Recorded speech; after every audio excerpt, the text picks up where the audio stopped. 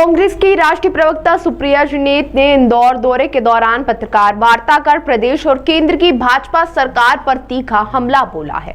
उन्होंने भागीरथपुरा क्षेत्र में दूषित पानी से हुई मौतों को लेकर सरकार को जिम्मेदार ठहराया और कहा कि आम नागरिक सरकार से साफ पानी जैसी बुनियादी सुविधा की उम्मीद करता है, लेकिन भाजपा सरकार इसमें पूरी तरह विफल रही है। कांग्रेस की राष्ट्रीय प्रवक्ता ने 3 प्रमुख मांगे रखी। भागीरथपुरा क्षेत्र के विधायक एवं मंत्री कैलाश विजयवर्गीय का इस्तीफा लिया जाए, इंदौर के महापौर पुष्यमित्र भार्गव पर हत्या का मामला दर्ज किया जाए और मृतकों के परिजनों को 1-1 करोड़ रुपए की आर्थिक सहायता दी जाए। उन्होंने मुख्यमंत्री डॉक्टर मोहन यादव और इंदौर सांसद शंकर लालवानी और मंत्री कैलाश विजयवर्गीय की चुप्पी पर भी सवाल खड़े किए हैं। साथ ही आरोप लगाए कि पीड़ित परिवारों को राहुल गांधी से मिलने से रोका जा रहा है, जो संवेदनहीनता को दर्शाता है। तो वहीं सुप्रिया श्रीनेत ने स्पष्ट किया कि कांग्रेस भागीरथपुरा के इस मामले को अभियान के रूप में उठाएगी और जब तक मांगे पूरी नहीं होती तब तक पार्टी इस मुद्दे को लगातार उठाती रहेगी। इंदौर ने इतनी बार कैलाश विजयवर्गीय को मंत्री बनाया, वो अमर्यादित शब्दों का प्रयोग करते हैं। सरकार की जिम्मेदारी इस हद की है कि यहाँ के सांसद और यहाँ के मुख्यमंत्री के पास भागीरथपुरा जाने का 1 मिनट नहीं है। तो आज सवाल ये पूछा जाएगा कि 32 लोगों की मौत हो गई, जवाबदेही किसकी है? सरकार से क्या अपेक्षा की जाती है? सरकार से अपेक्षा की जाती है कि सड़कें बन जाएं, साफ पीने का पानी आए, दूषित हवा में सांस ना लेनी पड़े। और सरकार हमारे लिए क्या कर सकती है? यही बातें तो एक्सपेक्ट करते हैं हम सरकार से। और अगर ये भी नहीं कर पा रही है सरकार, तो उसको सत्ता में रहने का क्या हक है? जब 32 लोगों की मौत होती है तो मोहन यादव अट्टहास करते हुए नजर आते हैं, उनको जोक लगता है। कैलाश विजयवर्गीय जो है वो अमर्यादित शब्दों का प्रयोग करने लगते हैं। कांग्रेस पार्टी, युवा कांग्रेस जो है वो एक यात्रा निकाल रही है, इस मुद्दे को जनता तक पहुंचा रही है। जनता में आक्रोश है और हम आपके माध्यम से 3 बड़ी बातें यहां से कहते हैं। हमारी मांग है कि कैलाश विजयवर्गीय जैसे असंवेदनशील व्यक्ति को बर्खास्त किया जाए, यहाँ के महापौर भार्गव जी पर हत्या का मुकदमा चलाया जाए और हर पीड़ित परिवार को 1 करोड़ का मुआवजा दिया जाए। ये हमारी मांग है और जब तक ये मांग पूरी नहीं होती हम अपनी लड़ाई जारी रखेंगे। एसआईआर वोट चोरी है और बीजेपी की सरकारें वोट चोरी से बनी है, इंक्लूडिंग मध्य प्रदेश। मुझे कहने में कोई संशय नहीं है। मैं मध्य प्रदेश चुनावों के पहले यहाँ पर थी, मैंने जनता के बीच में आक्रोश देखा था, उदासीनता देखी थी सरकार को लेकर और किसी कीमत पे ये नंबर्स नहीं आ सकते थे।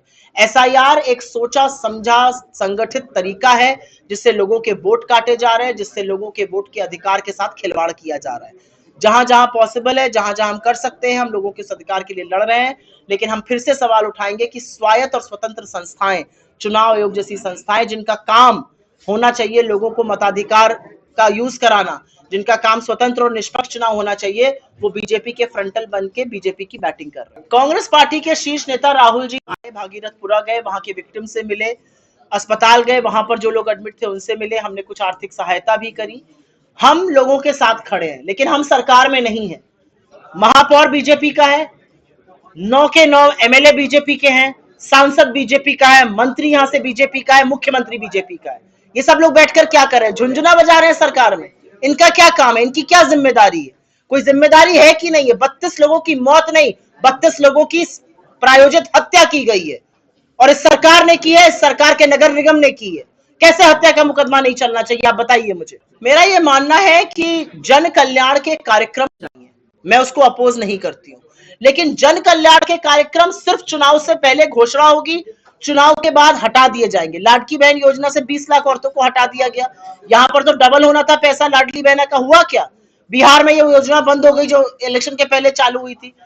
दिक्कत की बात यह है कि आप किसी के नाम पर वोट लेते हैं, वोट लेने के बाद आप क्या करते हैं? कर्नाटक में गृह ज्योति, गृह लक्ष्मी, शक्ति योजना हमने चलाई, महिलाओं के हाथ में पैसा आया, उनका रोजगार बढ़ा, वहां की परचेसिंग पावर कैपेसिटी बढ़ी। तेलंगाना में हमने ये किया, हिमाचल में हमने ये किया। अगर आपकी नीयत साफ है तो स्कीम अच्छी चलेगी और लॉन्ग रन में उससे रेवेन्यू ज्यादा आएगा। और अगर आपकी नीयत बीजेपी जैसी है कि सिर्फ वोट आ जाना है, उसके बाद हमें ठौरी नहीं लेनी है महिलाओं की या किसी और वर्ग की, तो वही होता है जो बाकी जगहों पे हुआ है जिसका मैंने उल्लेख किया। मुझे तो खैर मुख्यमंत्री बने रहने का कोई हक नहीं है अगर दूषित पानी पीने से लोगों की मौत हो रही है।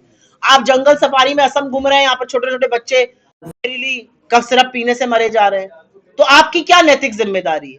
आप तो समस्या को मानने को ही तैयार नहीं है, आप हंसी मजाक आपको सूझ रहा है। अगर मध्य प्रदेश की आप क्यों बात कर रहे हैं? बगल में जाइए गुजरात में, गुजरात में भी ऐसी घटनाएं सामने आ रही हैं जहां दूषित पानी फैल रहा है। ग्रेटर नोएडा में दूषित पानी पीकर मौतें हुई हैं लोगों की, लोग बीमार हैं। हर जगह बीजेपी की सरकार है। क्या कर रहे हैं ये लोग? ये लोग सिर्फ और सिर्फ भाई को भाई से लड़ाने का, वैमनस्यता फैलाने का, युवाओं को बेरोजगार रखने का, महिलाओं की अस्पताल लुटती अपनी आंखें बंद रखने का काम करते हैं। ये लोगों के लिए कोई काम नहीं कर रहे हैं। ऐसी ऐसी सड़कें बन रही हैं कि युवा लड़के नोएडा जैसी जगह में, जो अर्बन सेंटर है, युवा लड़का अपने पिता के सामने डूब के मर गया, सरकार कुछ नहीं कर पाई, प्रशासन हाथ पे हाथ धरे खड़ा रहा। ये असलियत है इन सरकारों की। आप जाकर शमशान में रजिस्टर को छुपा दीजिएगा, उससे मौतें थोड़ी छुप जाएंगी। 32 लोगों की मौत नहीं हुई दूषित पानी पीने से। ये सच नहीं है कि अस्पताल भरे पड़े ऐसे लोगों से जिनको दूषित पानी पीने से गंभीर रूप से बीमार है, वेंटिलेटर पर है, किडनी फेल हो गई है, लिवर फेल हो गया है। क्या चाहते हैं ये लोग? छोटे छोटे बच्चों की मौत हुई है और आपकी कोई नैतिक जिम्मेदारी नहीं है। ये सरकार असंवेदनशील के साथ साथ गजब की थेथर भी है, बेहया भी है। ये असलियत है। लोगों की मौत हुई है, हाथ जोड़कर माफी मांगिए और ये सुनिश्चित कीजिए कि घर घर साफ पानी पहुंचे। असलियत यह है कि जल जीवन मिशन हो या पेय ड्रिंकिंग वाटर का मंत्रालय हो, उसने 2% अपने बजट का इस्तेमाल नहीं किया है। क्यों कटौती की गई बजट में? अगर बजट खर्चा किया जाता तो शायद दूषित पानी पीने से लोगों की मौत नहीं होती। तो सवाल तो पूछे जाएंगे आपसे और जवाब आपको देना पड़ेगा।